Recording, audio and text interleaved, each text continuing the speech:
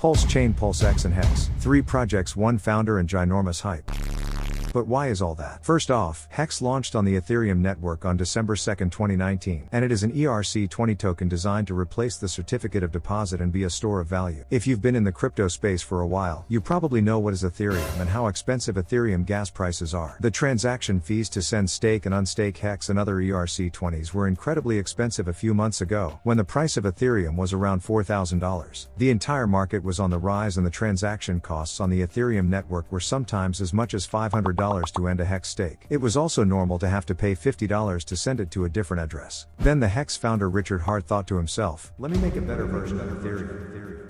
And this is where all begins for Pulse Chain and Pulse X. So in this video I'll explain what is Pulse Chain and Pulse X, what was the sacrificing phase, what makes Pulse Chain better than Ethereum, how high the price of Pulse X can go, which is the biggest problem that Pulse Chain may solve and cause a mass adoption, and what are the chances that this might turn out to be a scam and lose all your money. I've spent a good few days for this video to do proper research, and find any information possible through interviews, articles, tweets, and so on, and basically separate the official information from the pure speculations, and make the most informative video about Pulse Chain and Pulse X possible. You won't regret watching it until the end. But now let's get into it. Pulse Chain is a new blockchain-based cryptocurrency ecosystem that claims to offer significant enhancements over Ethereum, and moreover, the launch of the platform is claimed to be the largest airdrop in the history of blockchain. Pulse Chain is an Ethereum hard fork with a snapshot of the entire Ethereum blockchain, converted into a proof-of-stake blockchain with faster transaction times and lower fees. Apart from being slow and expensive, Ethereum's ETH token has no maximum supply cap, which creates the risk of inflation for holders. Pulse Chain's official token is PLS, and is designed as a deflationary asset eliminating PLS inflation risk with a token burn mechanism. Furthermore, validators will only earn fees and 25% of the fees will be burnt to reduce circulating supply. Pulse Chain has also stated that it also wants to decrease the burden on the Ethereum network and has no intention to kill or directly compete with it. As I said, Pulse Chain is a complete fork of the Ethereum network, meaning every coin, wallet or NFT that ever existed on Ethereum will be copied and available on Pulse Chain on a one-to-one basis. For example, if you own 100 Shiba tokens on Ethereum, you will receive 100 Shiba tokens on Pulse Chain when it launches. If you have 1000 Link tokens on the Ethereum network, you will receive 1000 Link on the Pulse Chain network. We don't know as of now if they are going to have the same name, but most probably there will be P added in front, like P-Link for example, indicating that this is Link on the Pulse Chain network. What is important to know is that they will not have the same USD value. Chainlink and the rest of the ERC20s on the Pulse network will have their own price that will be determined by the market. So simply said, you will receive a copy of all your Ethereum network tokens on the Pulse Chain network when it launches, but these copies will have 0 USD value. When people start trading them, they will determine the price of each token. So you will have a free airdrop of as many tokens you currently have on the Ethereum network, and only the market will decide how much your airdrop will be worth. However, in order to be eligible for the airdrop, your tokens and NFTs must be on a crypto wallet like MetaMask, and not on an exchange or marketplace. Pulse Chain could be described as a Binance Smart Chain style blockchain, giving users full compatibility with Ethereum plus the snapshot of the Ethereum blockchain. Importantly, Binance Smart Chain and Polygon are not forks of the Ethereum blockchain but forks of the source code. Pulse Chain is a direct copy and in this way is more like Bitcoin Cash, a copy of the entire chain. The total supply of PLS will be 10,000 times more tokens than ETH because people rather have one whole than a part of a whole. When you put $100 into Ethereum, you get 0.03 ETH, and when you put $100 in Hex, you get almost 900 Hex. People rather have 900 than 0.03 of something, even when the value is $100 in both cases. If Pulse were to have the same market cap as Ethereum, this means that the price per Pulse would not be $2,600, but only 26 cents. The main differences between the Ethereum and Pulse Chain network are speed, cost deflation and efficiency of the network. Pulse Chain replaces a proof-of-work model with a delegated proof-of-stake protocol, removing the need for the expensive computing power of proof-of-work while maintaining a high level of security. It also replaces miners with validators to secure the network. Pulse Chain's delegated proof-of-stake algorithm will provide 4 times faster block generation times than Ethereum. It will take only 3 seconds on average, compared to Ethereum's average block time at around 13 seconds. The transaction fees will be significantly cheaper, probably less than 1 cent in the beginning. The founder of Pulse Chain, Richard Hart, always says that the idea behind this project is to actually be an Ethereum helper rather than a killer. His theory is that Pulse Chain will take a proportion of users away from Ethereum and help lower congestion on the chain. So if 10% of NFT minters moved over to Pulse because of the lower fees and greener electricity consumption profile, that would lower the load that Ethereum has to bear and therefore the gas costs. However, the upcoming update to Ethereum 2.0 aims to fix the issues with high gas fees and slow block generation times. But the first phase of the transition to Ethereum 2.0 began on December 1, 2020, and there are still 2 phases to go. The date of the official release has been changed a few times, and this raises concerns about their latest announcement that the update will take place later this year. On the other hand, Pulse Chain doesn't exist yet, so you can't buy it on the open market as of now. The so-called sacrifice phase took place on July 15, 2021, and it lasted for 19 days. I won't go into extreme details about this phase because you can't take advantage of it as of now, but I will touch on the basics just to have an idea of this project's innovation. During this phase you could sacrifice all kinds of different ERC20 tokens to receive sacrifice points. The amount of sacrifice points you receive will be a 1-to-1 ratio to the amount of Pulse tokens you will get when the Pulse Chain network goes online. The sacrificing phase is over now, and $670,007,371 worth of ETH and a number of ERC20s have already been sacrificed. This chart shows how much 10,000 sacrifice points will cost over the course of 19 days. After these 19 days you can no longer sacrifice and you will have to wait until you can buy PLS on the open market. The first 5 days had the best rate. For $1 you get 10,000 sacrifice points, and if you sacrifice $100 on days 1 to 5, you will receive at least 1 million sacrifice points. When you offer $100 on the last day, you will receive at least 505,050 sacrifice points, so almost half less. And I say at least because there is a bonus for the amount of USD you sacrifice. The more USD you sacrifice compared to others, the higher your bonus. The address that offers the most in USD value gets the biggest bonus of 2.5x their number of sacrifice points. The address that offers the least gets 1.0x, or basically no bonus. Everyone in between gets a bonus between 1.0x and 2.5x. The goal of sacrificing is to get as high in the rankings as possible, and this depends on the amount of USD your crypto is worth at the time you offer it. There are many different cryptos that you could sacrifice, and basically this is the full list. It is also important that you sacrifice from one address, because the bonus is calculated per address. You can sacrifice as many times as you want, but if you did so from multiple addresses your bonus will be less. However, even if you miss the sacrificing phase, you are still eligible to receive a 1-to-1 copy of all your ERC20 tokens on the Pulse Chain network, which will be PRC20, as long as they are on a crypto wallet like MetaMask and not in an exchange. Again, they will have no value, and only the market will decide what the price is going to be. One unique feature added during the sacrifice period has been to allow investors to sacrifice their stake to charity rather than to Pulse Chain directly. Importantly, still receiving a portion of PLS for the stake. The team raised $25 million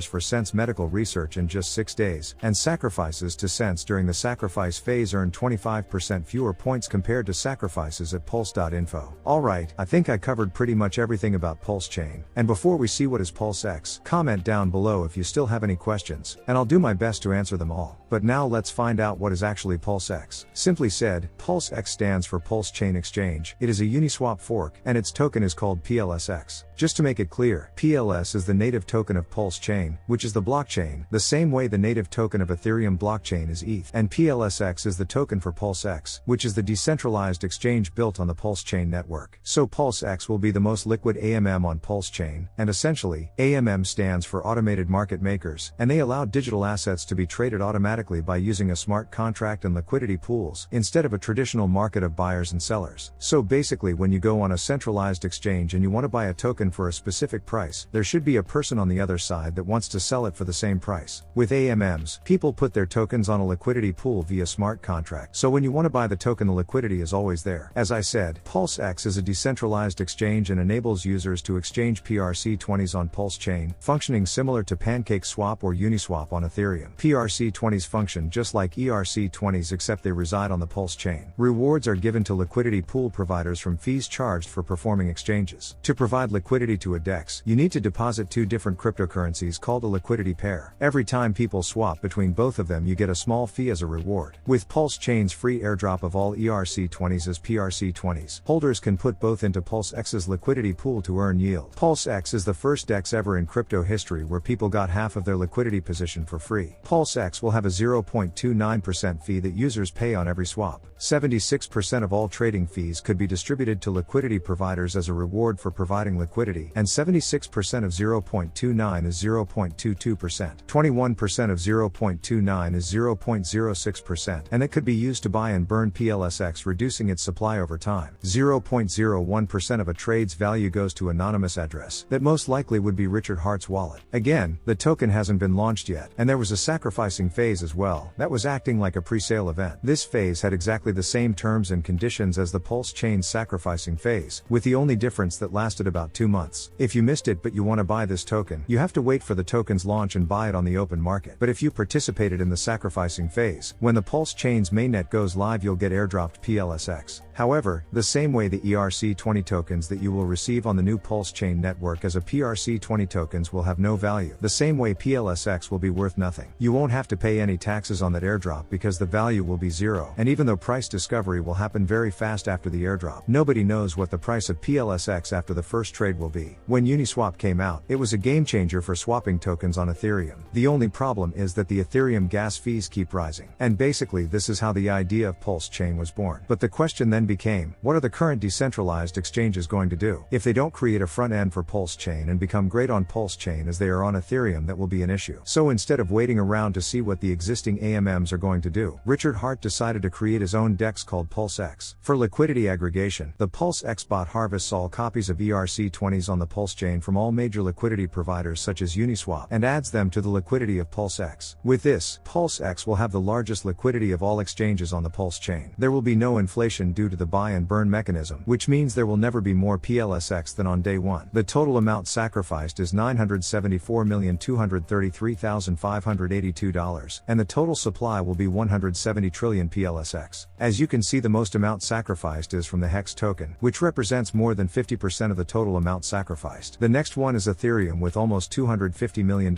sacrificed, then USDC with more than $100 million sacrificed, and so on. To further encourage PulseX's success, another token will be created to further incentivize liquidity providers beyond the fees already being made. When they become liquidity providers, they will receive LP tokens that they can deposit into a yield farm. This token will be called XPLSX, and it will be deflationary in nature, and a decentralized autonomous organization will choose which trading pairs receive this incentive and at what rates. Only addresses with PLSX balances will be allowed to vote within the DAO. And as for the future of PulseX and how high the price could go, I should say that I can definitely see very high upside potential. But in order for our expectations to be as realistic as possible, it's good to have a look at similar projects and how they have performed. PulseX is a DEX just like Uniswap, SushiSwap and PancakeSwap, and even though they all have a lot of differences, they can be our closest comparators. So if I go on CoinMarketCap and check the all-time price of Uniswap, we can see that on November 4, 2020, the price of the token was about $1.93. Exactly half a year later it reaches its all-time high of $43.16. Of course, it's almost impossible to buy at the absolute bottom and sell at all-time high, but just to give you a general idea of how much you could potentially make if you did, you'd be sitting on more than 22x increase in value. If you invested in PancakeSwap at the same time, you could buy it for 28 cents and sell it for $42.59. That would represent a 152x gain. And I will give you one more example with SushiSwap, where you could buy it for 48 cents on the same date and sell it for $22.91. That would be nearly 48x gain. DEXs generally reward liquidity providers with fees and native tokens. In the case of Cake and Sushi, the reward tokens are inflationary, meaning that their supply continually increases. By contrast, PLSX never inflates, and the supply of PLSX will actually decrease over time. When supply stays the same or goes down, the price of the asset is primed to increase if we assume stable or increasing demand. For this reason, this gives PLSX an edge over the current DEXs, and I won't be surprised if outperform them. In SushiSwap, the protocol takes a 0.3% fee on every trade. 0.25% of this is given to liquidity providers to reward them, but the remaining 0.05% is used to buy up sushi tokens on the market, contributing to token demand. However, those sushi tokens are then distributed to existing sushi holders, who could sell or hold them. PulseX is different. Not only it is going to buy up PLSX tokens in the same way that SushiSwap does, but also it's going to burn them. In other words, the protocol will not only add demand to the native token, but will also reduce supply. Of course, there are many other factors we need to consider too, like market sentiment, whether people are investing in this project for the long run, or the majority of them just want to make quick gains. But that would be pure speculation because no one really knows what is going to happen. My goal was to give a general idea of the upside potential, but you should never forget about the downside risk, as it is always there. And as I mentioned the downside risk, I think it's time to see whether this project could turn out to be a scam. But before I do that, I want to quickly share with you the most bullish feature this blockchain has in my opinion, because it's so unique and actually solves a big issue. A key factor that will underline the future success of Pulse Chain and most interesting to me, will be its ability ability to take decentralized applications currently suffering from fees on Ethereum and revive them. Blockchain games and DeFi applications running on Ethereum have traditionally suffered due to high gas fees. Hence the explosion of activity on alternative chains like Binance Smart Chain and Polygon, where fees and transaction times are greatly reduced. Due to the fact that Pulse Chain will have a copy of Ethereum assets and smart contracts, dApp developers could simply try and relaunch on Pulse Chain. For example, a blockchain game running on Ethereum that has lost its user base due to high gas fees could relaunch very easily on Pulse Chain, offering its users faster and cheaper actions that could effectively revive the dApp and its activity. The same story is true for a DeFi exchange such as Uniswap, same service plus lower fees and faster transactions. Axie Infinity left Ethereum blockchain and moved to the custom-built Ronin sidechain, causing the token's price to go through the roof. On this alternative chain, they could offer users reduced fees and faster transactions, in turn, generating all-time high usage. But up until now, I talked about the best case scenario, and none if this can happen if Richard Heart doesn't meet his promises. In fact, we don't even have a white paper for Pulse Chain and Pulse X, which is very concerning, and making the research for this video was not an easy task. There are many things that are raising suspicion, and we'll have a look at some of them now. Of course, I have to start with the sacrificing phase as it raises so many questions. People have questioned what the sacrifice wallet was for and suspect it is just a personal wallet of the founder Richard Heart. Additionally, at the time of the fork there will be no value to the PLS and PLSX tokens, so users are sacrificing a known value for valueless tokens. And so far, any investor who participated in the sacrificing phase and sacrificed their valuable tokens, they received nothing but unspecified sacrifice points as the blockchain has yet to be launched. The thing is, it's been almost a year since the first sacrificing phase, and I can't see the Pulse Chain mainnet going live anytime soon. In which month will mainnet start?